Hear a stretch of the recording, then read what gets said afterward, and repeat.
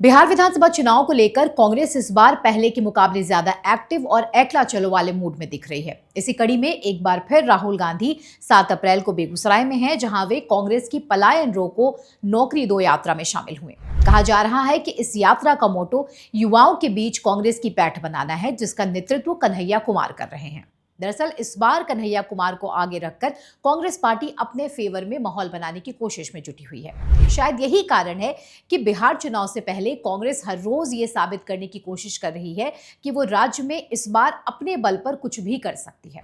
कांग्रेस लगातार ऐसे फैसले ले रही है जिससे ये समझा जा सकता है कि बिहार में इस बार कांग्रेस अपने दम पर या महागठबंधन में भी लीडिंग रोल में रहना चाहती है, जिसे लालू प्रसाद यादव और उनकी पार्टी आरजेडी के साथ चलना अब पसंद नहीं है। कृष्णा अलावरू को बिहार का नया प्रभारी नियुक्त करना भी इसी प्लान का एक हिस्सा माना जा रहा है। कृष्णा अलावरू राहुल गांधी के काफी करीबी हैं और युवा भी हैं। राजनीति के जानकारों की नजर में इस कदम से राजद सुप्रीमो लालू प्रसाद यादव को भी साफ संकेत दे दिया गया है कि अब बिहार में कांग्रेस अपने दम पर राजनीतिक जमीन मजबूत करने की तैयारी में है। वहीं बिहार प्रदेश कांग्रेस अध्यक्ष अखिलेश प्रसाद सिंह को हटाकर कुटुंबा विधायक राजेश कुमार को बागडोर सौंपने के पीछे भी जो कारण सामने आ रहा है वो ये है कि अखिलेश प्रसाद सिंह के लालू यादव के साथ अच्छे संबंध हैं। अखिलेश प्रसाद सिंह को लालू यादव का राजदार कहा जाता है। इसे सिर्फ संयोग नहीं माना जा सकता। साफ दिखता है कि इस बार कांग्रेस किसी भी तरह से आरजेडी को बिहार में बड़े भाई वाली भूमिका में नहीं देखना चाहती।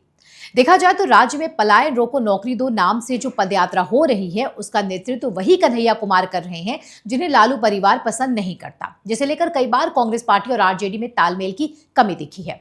बावजूद इसके बिहार चुनाव में कन्हैया कुमार को कांग्रेस एक्टिव कर रही है। कांग्रेस पार्टी की तरफ से कन्हैया कुमार को बिहार चुनाव से पहले एक्टिव करने के कारण भी आरजेडी के साथ उनके गठबंधन को लेकर लगातार सवाल उठ रहे हैं। कन्हैया कुमार का एक्टिव होना भी आरजेडी के लिए टेंशन माना जा रहा है। राजनीतिक विश्लेषकों की माने तो आरजेडी और लालू परिवार नहीं चाहता है कि बिहार में कन्हैया कुमार राजनीतिक तौर पर एक्टिव हो। कहा तो यह भी जाता है कि अगर कन्हैया कुमार बिहार में कैंप करते हैं तो लालू यादव को अपने बेटे तेजस्वी यादव का करियर खतरे में दिखने लगता है। दरअसल लालू प्रसाद यादव की मुश्किलों को समझना ज्यादा मुश्किल नहीं है। वो नहीं चाहते हैं कि बिहार से कोई नेता, खासकर यूथ लीडर खड़ा हो जो उनके बेटे तेजस्वी यादव के लिए चुनौती बने। हालांकि राजनीतिक विश्लेषकों की माने तो कांग्रेस ये सब इसलिए कर रही है ताकि वो बिहार चुनाव के समय आरजेडी से पॉलिटिकल बार्गेनिंग कर सके, सीट शेयरिंग पर सहयोगी आरजेडी पर प्रेशर बना सके। दरअसल पिछले लगभग 20 सालों से कांग्रेस बिहार में आरजेडी के सहारे ही खुद को जिंदा रखी हुई है। गठबंधन में वही होता आया है जो लालू प्रसाद यादव कहते आए हैं, लेकिन पार्टी प्रभारी बनते ही कृष्णा अलावरू ने यह साफ किया था कि कांग्रेस इस बार जनता की ए टीम बनकर चुनाव लड़ना चाहती है, किसी की बी टीम नहीं।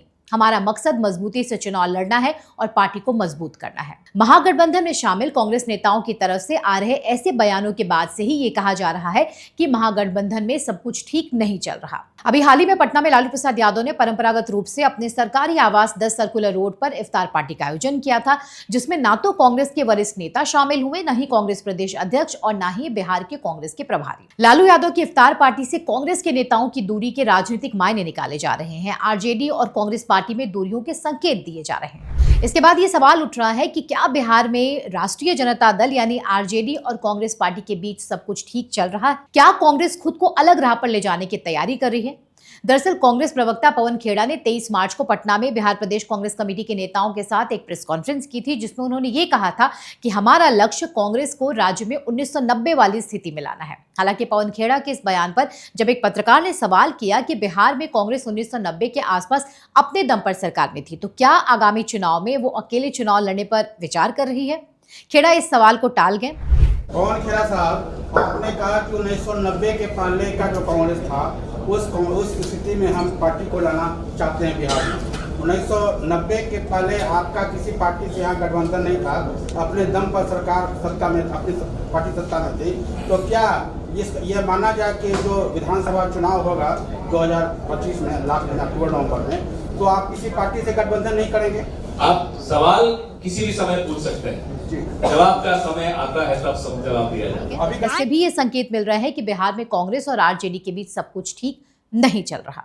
बिहार में राहुल गांधी की सक्रियता को देखकर यह लगता है कि अब कांग्रेस लालू यादव के पॉकेट की पार्टी वाली छवि से निकलना चाहती है, अपने पुराने वोट बैंक को रिवाइव करना चाहती है, जिसके लिए अपनी पार्टी के चेहरों को आगे कर खुद राहुल गांधी हर महीने बिहार का दौरा कर रहे हैं। बहरहाल आरजेडी और कांग्रेस के बीच रिश्तों में दरार के बीच ये देखना दिलचस्प होगा कि ये तकरार आने वाले दिनों में किस दिशा में बढ़ती है। क्या अंदर खाने में चल रही ये तकरार कोई बड़ा रूप लेगी?